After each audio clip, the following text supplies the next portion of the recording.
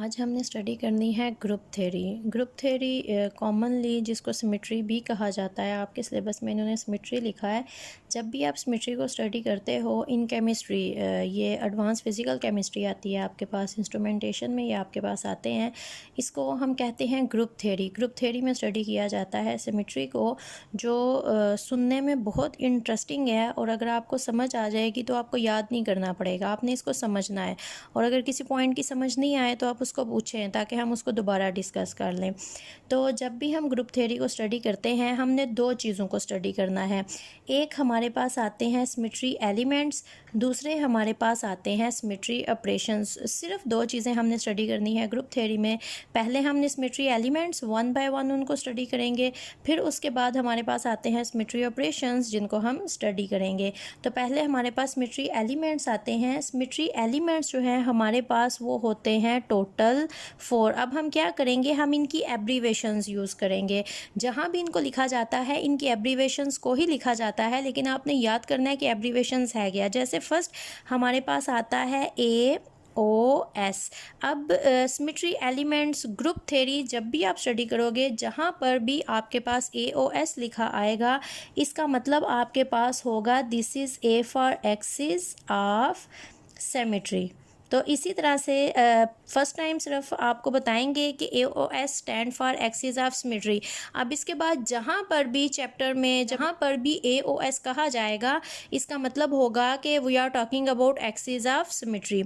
तो जो सेकंड हमारे पास आता है डैट इज़ POS, जिसको हम कहते हैं प्लेन ऑफ सिमेट्री। अब उसके बाद हमारे पास आ जाता है नंबर थर्ड हमारे पास होता है COS and this stand for centre of symmetry. अब इसको सेंटर ऑफ सिमेट्री भी कहा जाता है और सेंटर ऑफ इन्वर्जन भी कहा जाता है, और इस इन्वर्जन के अकॉर्डिंग ही इसके लिए स्मॉल आई का सिंबल भी यूज़ किया जाता है। उसके बाद हमारे पास आ जाता है number fourth and last one, जिसको कहा जाता है इम्प्रॉपर एक्सिस ऑफ सिमेट्री। ये हमारे पास 4 सिमेट्री एलिमेंट्स हैं। This is axis of symmetry, उसके बाद है प्लेन ऑफ सिमेट्री, उसके बाद है सेंटर ऑफ सिमेट्री या सेंटर ऑफ इन्वर्जन भी कहते हैं इसको। उसके बाद हमारे पास आ जाता है इम्प्रॉपर एक्सिस ऑफ सिमेट्री। ये 4 हमारे पास होते हैं सिमेट्री एलिमेंट्स, जिनको हम वन बाय वन स्टडी करेंगे। और पहले हम लिख लेते हैं कि हमारे पास सिमेट्री ऑपरेशंस भी क्या होते हैं। ये शॉर्ट क्वेश्चन में आपके पास पूछा जा सकता है about symmetry elements and symmetry operations. तो जो सिमेट्री ऑपरेशंस होते हैं वो हमारे पास होते हैं of 3 types. The first one is rotation. यहाँ पर रोटेशन को बहुत ज़्यादा डिस्कस करोगे, हम एक्सिस ऑफ सिमेट्री की रोटेशन देखेंगे। It look somewhat difficult, somewhat complicated, लेकिन जब आप इनको स्टडी करोगे तो बहुत ही सिंपल लगेंगी आपको। रोटेशन आ जाता है, उसके बाद आपके पास आ जाता है रिफ्लेक्शन के बाद नंबर थर्ड जो आपके पास आ जाता है डैट इज़ इन्वर्जन। जो आपके पास सिमेट्री ऑपरेशंस होते हैं वो आपके पास होते हैं 3। First one is rotation, then reflection and then inversion. तो ये आपके 2 शॉर्ट क्वेश्चंस हो गए हैं। अगर आपसे पूछा जाता है name the symmetry elements, then you will tell that they are of 4 types: axis of symmetry, plane of symmetry, centre of inversion and improper axis of symmetry. अगर आपसे सिमेट्री ऑपरेशंस पूछा जाता है they are of 3 types: rotation, reflection and inversion. तो सबसे पहले जो हमने टॉपिक स्टडी करना शुरू करना है, हमने सिमेट्री एलिमेंट्स को पढ़ना है, जिसमें सबसे पहले हमारे पास आता है एक्सिस ऑफ सिमेट्री, जिसको हम स्टडी करेंगे। तो एक्सिस ऑफ सिमेट्री को स्टडी करने से पहले एक चीज़ जो आपको पता होनी चाहिए डैट इज़ कन्फिगरेशन। कन्फिगरेशन क्या होती है? कन्फिगरेशन तो आपको पता है, जब हम स्ट्रक्चर्स को स्टडी करते हैं तो हम उनके स्ट्रक्चर्स को ही कन्फिगरेशन कहते हैं। लेकिन जो कन्फिगरेशन होती है वो हमारे पास होती है 2 तरह की। एक कन्फिगरेशन को हम कहते हैं इक्विवेलेंट, इसको इक्विवेलेंट भी कहा जाता है, और अगर स्पेलिंग के अकॉर्डिंग देखा जाए तो this is known as equivalent, लेकिन कहा इसको इक्विवेलेंट कहा जाता है। तो स्पेलिंग आपने इसके ठीक रखने हैं। सेकेंड आपके पास आती है अडंटिकल। अब अगर आप इनके नेम को ही देखो तो आपको पता चल जाएगा कि इक्विवेलेंट सिमेट्री कन्फिगरेशन कौन सी होगी और अडंटिकल कन्फिगरेशन कौन सी होगी।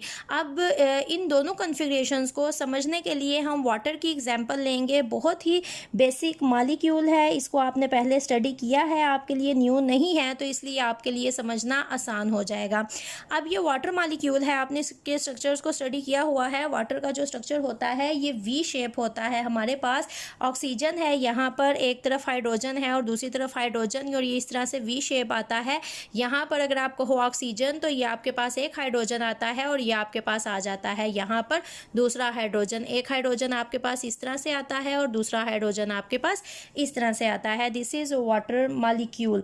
अब अगर मैं इसको इस तरह से सेंटर में कहती हूँ कि ये मैंने इसका एक लिया है एक्सिस, जिस तरह से ये वाटर मॉलिक्यूल है, ये सेंटर पे मैंने एक इसका एक्सिस लिया है। जैसे ये मेरे पास वाटर मॉलिक्यूल था, मैं कहती हूँ कि ये सेंटर में एक एक्सिस है और मैंने इस एक्सिस के अलोंग इसको किया है रोटेट। वाटर मॉलिक्यूल को मैंने इस तरह से पकड़ के कर दिया है रोटेट।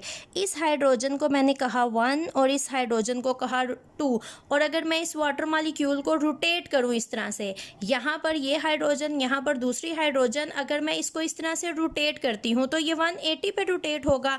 अगर मैं इसको रोटेट करती हूँ तो रोटेट करने के बाद जो वाटर मॉलिक्यूल मेरे पास आएगा वो इस तरह से होगा रोटेट। ये जब इस तरह से रोटेट हुआ है तो ये हाइड्रोजन 1 है, ये हाइड्रोजन 2 है। जब ये रोटेट हुआ है तो 2 1 की जगह पर आ गई।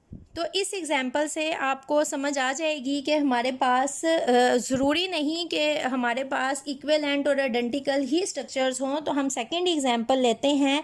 सेकंड एग्जाम्पल पे यहाँ पर हमारे पास ऑक्सीजन है, यहाँ पर हाइड्रोजन है और यहाँ पर हमने ले लिया है क्लोरीन का मॉलिक्यूल। अब अगर मैं इसको रोटेट करती हूँ 180 डिग्री पे तो ये मेरे पास है हाइड्रोजन और ये मेरे पास है क्लोरीन। तो अब अगर मैं इसको रोटेट करती हूँ 180 पे, ये हमारे पास 0 से 180 का पूरा होती है, डी आपने स्टडी की है तो वो 0 से 180 होती है। तो हाइड्रोजन और क्लोरीन प्रेजेंट हैं और अगर मैं रोटेट करती हूँ 180 पे अलॉन्ग होल डी तो ये मेरे पास आ जाएंगे इस तरह से। मतलब क्लोरीन अब मेरे पास ये है और हाइड्रोजन मेरे पास ये है, तो रोटेट करने के बाद मेरे पास ये आ जाएंगे इस तरह से। यहाँ पर आ जाएगा क्लोरीन और यहाँ पर आ जाएगा हाइड्रोजन। अब अगर मैं देखूँ ये इक्विवेलेंट है या फिर आइडेंटिकल हैं, तो ये मेरे पास ना ही इक्विवेलेंट आते हैं एक दूसरे के और ना ही मेरे पास ये आते हैं आइडेंटिकल। अब ये एक दूसरे से टोटली हो गए हैं डिफरेंट। अगर इक्विवेलेंट होते तो यहाँ पर क्लोरीन की जगह पे क्लोरीन और हाइड्रोजन की जगह पे हाइड्रोजन आना चाहिए था, और अगर आइडेंटिकल होते तो सेम हमारे पास वही कन्फिग्रेशन वही साइड आनी चाहिए थी। लेकिन यहाँ पर चूंकि पहले यहाँ पर क्लोरीन है तो अब यहाँ पर हाइड्रोजन आ गया है, यहाँ पर हाइड्रोजन था तो यहाँ पर क्लोरीन आ गई, तो अब ये इक्विवेलेंट नहीं है और आइडेंटिकल तो बिल्कुल भी नहीं है। तो ये हमारे पास दो कन्फिग्रेशंस होती हैं, इक्विवेलेंट एंड आइडेंटिकल। उसके बाद एक चीज़ हम स्टडी करेंगे जिसको हम कहते हैं कोऑर्डिनेट सिस्टम। अब कोऑर्डिनेट सिस्टम हमारे पास क्या होता है, आपने एक्स एक्सिस और वाई एक्सिस को स्टडी किया है, आपने 3 डायमेंशनली एक्स वाई और जी एक्सिस को भी स्टडी किया हुआ है। तो कोऑर्डिनेट सिस्टम क्या होता है, जब भी हम ग्राफ स्टडी करते हैं प्लॉट करते हैं, ये हमारे पास होता है एक्स एक्सिस और ये हमारे पास होता है वाई एक्सिस। ये पॉजिटिव होता है और ये भी हमारे पास होता है पॉजिटिव। ये सिंपल ग्राफ है, सिंपल एक्स और वाई एक्सिस हैं। जब हम पूरा कोऑर्डिनेट सिस्टम ड्रा करते हैं तो वो हमारे पास आता है इस तरह से। ये एक्स पॉजिटिव होता है तो ये वाला एक्स प्राइम इसको या फिर नेगेटिव साइड लिखा जाता है, ये पॉजिटिव है तो ये हमारे पास होता है वाई प्राइम या फिर वाई नेगेटिव इसको लिखा जाता है। अब ये जो एक्स और वाई एक्सिस हैं, हम कहते हैं वाई एक्सिस एक्स एक्सिस पे 90 डिग्री फॉल करता है, या सिंपल आपने डी देखी है, डी इस तरह से आपके पास होती है। जो कि 0 से लेके जाती है आपके पास 180, और ये जो सेंट्रल पॉइंट इस तरह से इसके पास यहाँ पर आता है ये होता है 90।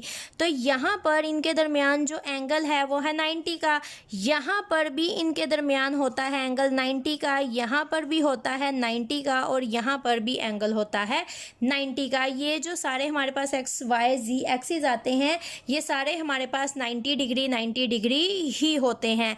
तो कोऑर्डिनेट सिस्टम ये हमारे पास इस तरह से एक्स वाई जी आ जाते हैं। अगर हम इनको 3 डायमेंशनली स्टडी करते हैं तो 3 डायमेंशनली हमारे पास ये इस तरह से होते हैं।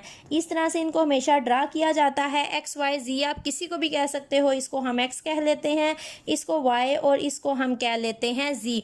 अब ये हमारे पास किस तरह से होता है, एक्स एक्सिस यहाँ पर है हमारे पास, जी एक्सिस यहाँ पर है, और जो वाई एक्सिस होता है वो इस तरह से प्रेजेंट होता है। तो इनके दरमियान भी 90 का एंगल होता है। किस तरह से, ये हमारे पास है वाई एक्सिस, ये हमारे पास है जी एक्सिस। तो अगर इनके दरमियान का आप एंगल देखो तो 90 होगा। ये एक्स है ये वाई है, अगर इनके दरमियान का आप एंगल देखो तो ये हमारे पास होगा 90 डिग्री। इसको इस तरह से ड्रा किया जाता है, लेकिन ये इस तरह इसके ऊपर लाए करता है, और ये सब आपस में हमारे पास 90 डिग्री ही बनाते हैं। अब हमने स्टडी करनी है बेसिकली रोटेशन स्टडी करनी है, और हम 2 तरह की रोटेशन स्टडी करेंगे। यहाँ पर एक हम स्टडी करेंगे रोटेशन 90 डिग्री पे, दूसरी हम स्टडी करेंगे रोटेशन 180 डिग्री पे। तो पहले हम 90 डिग्री रोटेशन की बात करते हैं।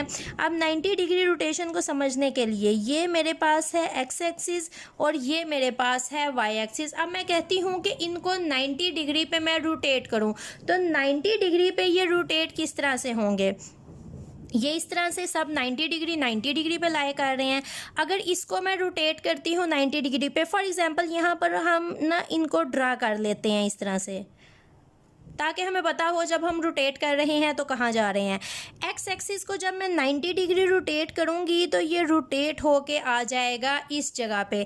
जब वाई एक्सिस को मैं रोटेट करूँगी तो ये रोटेट होके यहाँ पर आ जाएगा एक्स की जगह पे।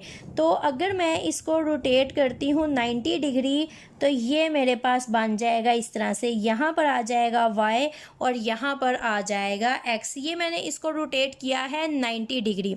ये मैंने इसको एक दफ़ा 90 डिग्री रोटेट किया है। अब अगर मैं इसको एक और दफ़ा 90 डिग्री रोटेट करूँ, अब यहाँ पर भी अगर मैं हल्का सा इनको ड्रा करूँ ताकि रोटेशन पे हमें आइडिया हो रोटेशन कहाँ हो रही है, तो ये x आ जाएगा यहाँ पर और ये y आ जाएगा इस x की जगह पे। 90 डिग्री x ने 90 डिग्री रोटेट करना है और y ने 90 डिग्री रोटेट करना है। तो अब मेरे पास ये आ जाएगा इस तरह से, this is y and this is x। अब ये जो ओरिजिनल है, ये जो हमने स्टार्ट में लिया, इसको मैंने 90 डिग्री रोटेट किया, इसको मैंने दोबारा से 90 डिग्री रोटेट किया, तो ये जो x मेरे पास प्रेजेंट था राइट साइड पे, ये कहाँ चला गया, ये चला गया लेफ़्ट साइड पे। ये अब अगर मैं इस तरह से ड्रा करके बताऊँ, अब हम कंपेयर करने लगे हैं रोटेशन 180 डिग्री पे। 90 + 90 जब 2 दफ़ा रोटेट करेंगे तो वो 180 की रोटेशन हो जाएगी हमारे पास। अब आप ये देखें, ये x कहाँ पर था, ये राइट साइड पे था। जब मैंने इसको 180 डिग्री रोटेट किया है तो अब ये कहाँ पर आ गया है, ये लेफ़्ट साइड पे। इसको अगर हम कंप्लीट ड्रा करें, इस तरह से था हमारे पास सिस्टम। पहले x यहाँ पर राइट साइड पे था, अब x यहाँ पर आ गया है लेफ़्ट साइड पे। पहले y मेरे पास अपर पोजीशन पे था, अब y मेरे पास आ गया है लोअर पोजीशन पे। ये 2 बातें आपने बहुत अच्छी तरह से याद रखनी है। 2 बातें क्या है, जब भी रोटेशन होती है अलोंग 180 डिग्री, 2 बातें क्या है, पहली, जो चीज़ हमारे पास प्रेजेंट होगी राइट साइड पे वो मूव करके आ जाएगी लेफ़्ट साइड पे। एक्स एक्सिस राइट साइड पे था, वो मूव करके आ गया लेफ़्ट साइड पे। दूसरी, हमारे पास जो चीज़ प्रेजेंट होती है अपर पोजीशन पे वो चली जाती है लोअर पोजीशन पे, या आप ये भी कह सकते हो 360 में ये आप पढ़ोगे कि जो चीज़ हमारे पास प्रेजेंट होती है फ्रंट पे वो चली जाती है बैक पे। ये फ्रंट और बैक यहाँ पर नहीं देखा, यहाँ पर आप इसको स्टडी करोगे किस तरह से। हम अब यहाँ पर ये जो x y z हमारे पास कोऑर्डिनेट है अलोंग 360, हम इसको स्टडी करते हैं और फिर देखेंगे ये फ्रंट और बैक वाला हमारे पास किस तरह से होगा एप्लीकेबल।